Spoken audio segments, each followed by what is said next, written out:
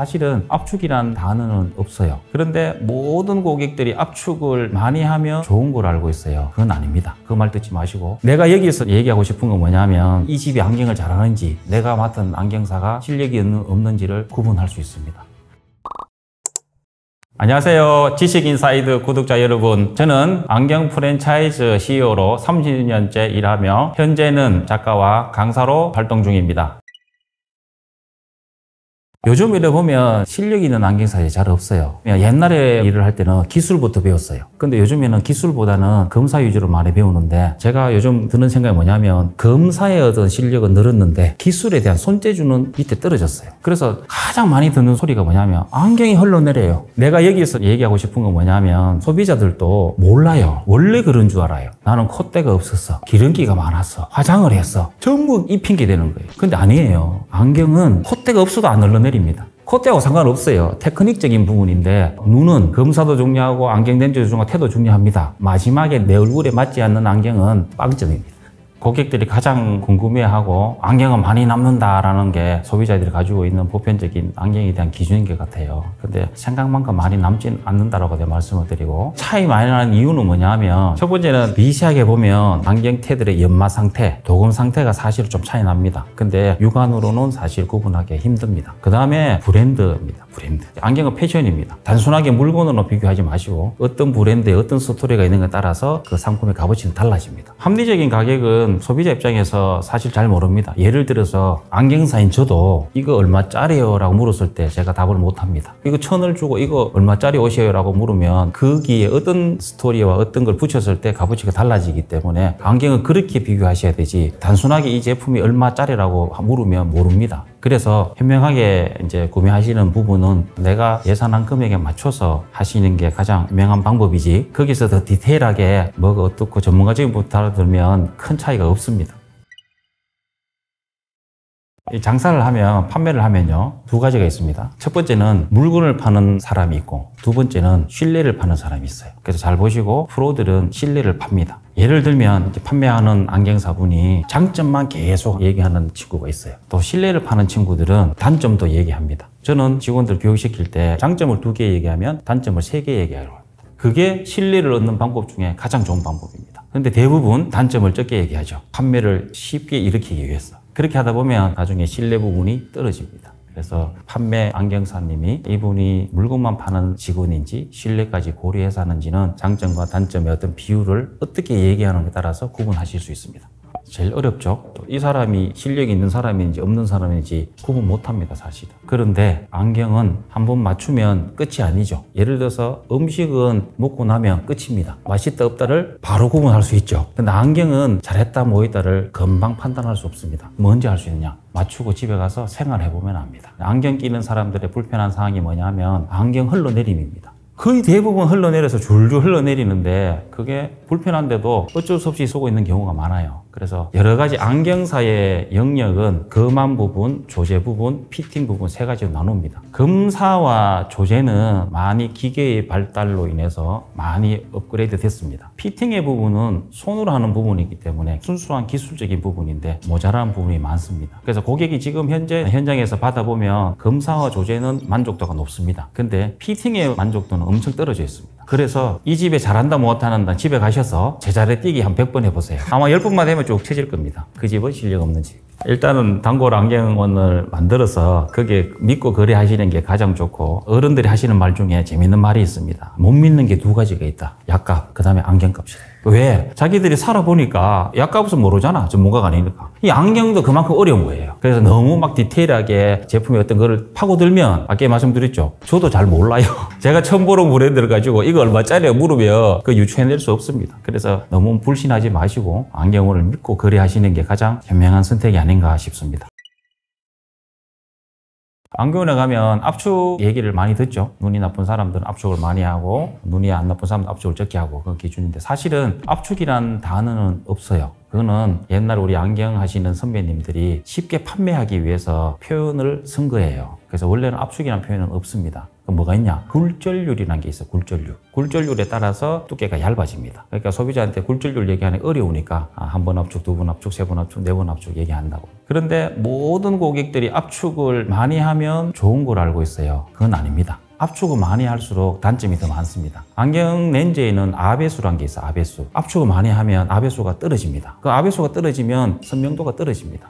결국은 눈이 많이 안 나쁜데 압축을 많이 하면 어떻게 되죠? 선명도가 떨어지기 때문에 차라리 그때는 조금 압축이 덜 된 렌즈를 쓰는 게 훨씬 눈에도 좋고 더 선명하게 보입니다. 그러면 소비자들 어떻게 하느냐? 내가 몇 번을 압축해야 되는지 잘 모르죠. 그럼 안경원에 가시면 대부분 안경원들이 데이터가 있습니다. 어떤 도수에는 어떤 굴절률을 판매하는 게 가장 이상적이라는 게 있습니다. 무조건 압축을 많이 한다고 좋은 거 아니니까 그 말 듣지 마시고 내가 원하는 굴절률 표를 보여달라고 하시고 거기에 적합한 굴절률을 고르시는 게 가장 현명하게 압축을 할 수 있는 방법입니다. 좋은 렌즈 고르는 법은 크게 두 가지 나누죠. 국산 렌즈와 수입 렌즈. 그렇게 보시면 됩니다. 그래서 가장 많이 묻는 질문 중에 하나가 국산 렌즈하고 수입 렌즈 차이가 뭐예요? 라는 분이 많아요. 결론을 말씀드리면 큰 차이는 없습니다. 예전에 30년 전으로 돌아가면 그때는 차이가 엄청나게 많이 났었는데 지금은 거의 다 따라잡았고 거의 비슷비슷합니다. 그럼 혼돈이 오죠. 수입 렌즈 누가 쓸까라고 하지만 두 부류입니다. 첫 번째, 아주 예민한 사람들. 그 사람들은 느낍니다. 신기할 정도로 느낍니다. 또 수입품 누가 쓰냐? 차로 비유를 들죠. 국산, 현대, 기아 차 많죠? 차 좋아요, 안 좋아요? 좋죠? 근데 왜 벤츠 타죠? 그 사람의 생활의 수준에 맞게끔 굳이 나는 국산 안 쓰고 싶다라고 하면 수입 렌즈로 가는 분들이 있고 특히 이제 학생들이나 가성비를 따지는 분들은 국산 렌즈로 하시는 분들이 있는데 전혀 어떤 눈에는 지장이 없다. 고객들이 많이 물어요. 국산 렌즈를 해야 돼요? 수입 렌즈를 해야 돼요? 그러면 저는 어떻게 돼야 하냐? 저도 잘 모릅니다. 그럼 어떻게 해야 돼요? 한번 경험해 보시라고. 그래서 당신이 직접 한번 수입 렌즈 한번 구매해봐라.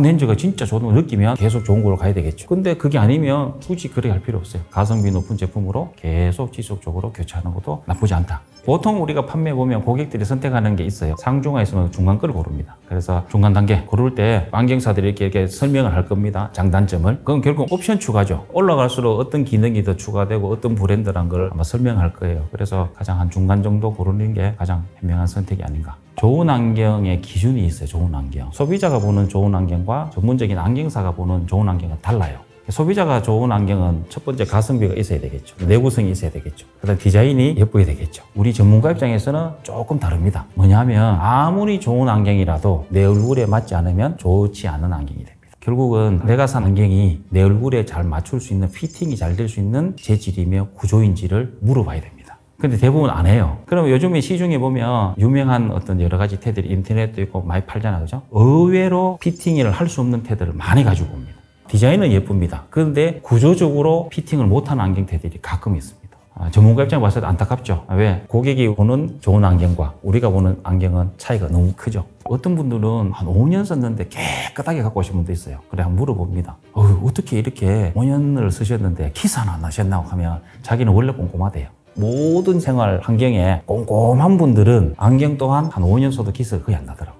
그런데 내 생활 환경이 대충 이래서 쓴 사람들은 한 두 달 쓰면 키스 나요. 그래서 자기 어떤 생활 패턴에 따라서 많이 차이 나더라. 그 다음 두 번째는 뭐냐면 관리 방법이죠. 항상 찬물에 자주 씻는 버릇을 들이셔야 돼요. 안경 렌즈가 키스 나는 이유는 뭐냐면 먼지에도 키스가 잘 납니다. 먼지 있는 상태에서 바로 닦으면 키스 날 확률이 훨씬 높습니다. 그래서 항상 안경 닦기 전에 외출하고 갔다 오시거나 운동하고 난 다음에는 항상 찬물에 이렇게 한번 흔들어 주시고 닦아 주시면 수명이 한 2배, 3배로 늘어납니다. 우리 나름대로 매일 닦다 보니까 기술이 있어요. 손님까지 우리가 사감 닦으면 아주 깨끗해집니다. 그것도 기술이겠죠. 근데 이제 차이는 뭐냐면 우리는 초음파를 쓰죠. 별다른 건 없어요. 안경원에서 닦다고 약품을 쓴다든가 그런 건 전혀 없습니다.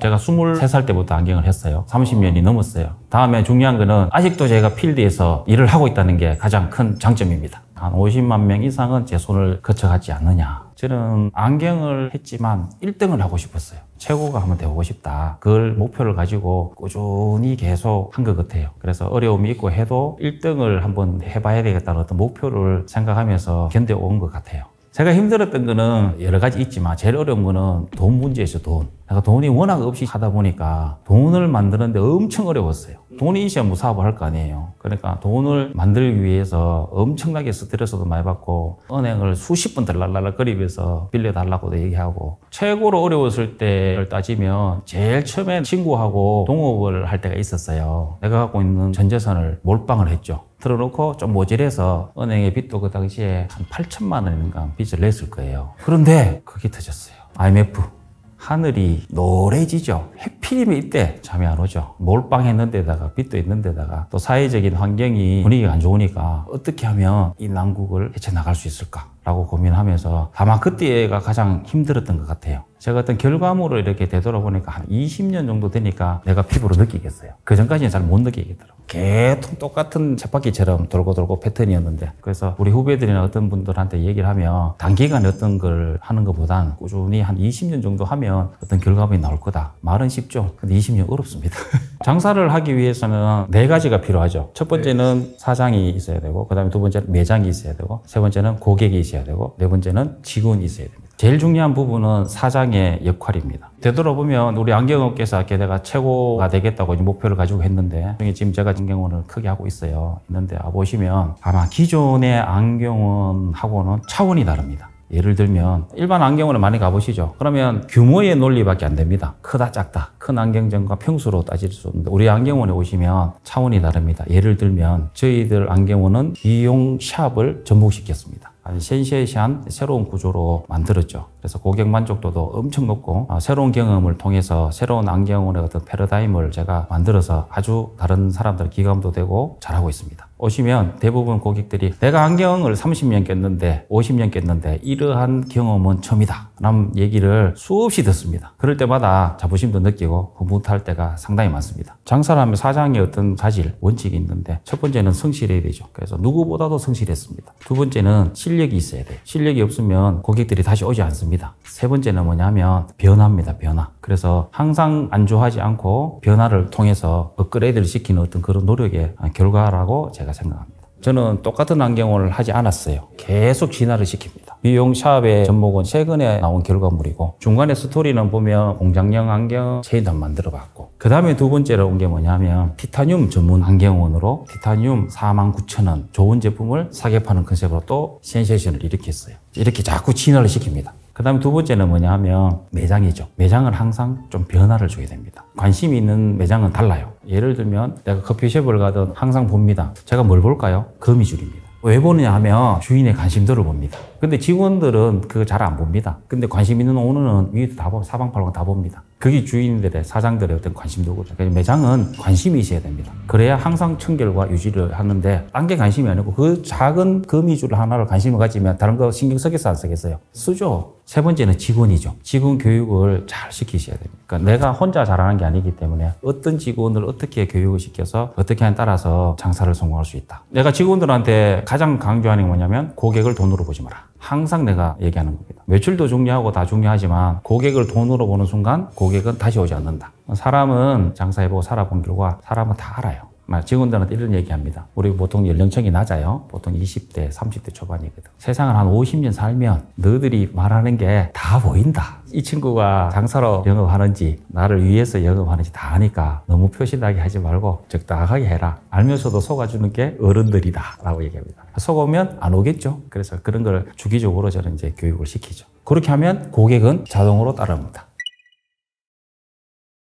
장사를 하는 사람들이 성공 확률이 10%가 안 돼요. 엄청 없어지고 생기고 이러는데 저는 그래도 한 30년 하면서 많은 경우의 수를 봤죠. 그래서 곰곰이 생각해서 왜 안 될까? 되는 사람은 되고 안 되는 사람은 왜 안 될까 생각했을 때 장사는 매장에 있는 사장이 성공합니다. 근데 대부분 보시면 매장에 사장님들은 잘 없어요. 골프 치러 가시고. 우리나라는 돈 벌고 이러면 놀러 다 다닙니다. 매장은 직원한테 맡겨놓죠. 그러면 잘 안 됩니다. 그래 하지 마시고 진짜 사장이 되신다면 매장에 다른 여러 가지 요인도 있어요. 내가 가장 중요하게 생각하는 매장에 계속 있어라. 직원들이 하는 것과 사장이 하는 거는 차원이 다르다. 꼭 지키시라. 사실 힘들어요. 10시간, 12시간씩 그 좁은 공간에 있다는 자체가 힘듭니다. 하지만 내 매장의 고객의 만족도와 내 매장의 발전을 위해서는 사장이 꼭 있어야 된다. 그게 핵심입니다.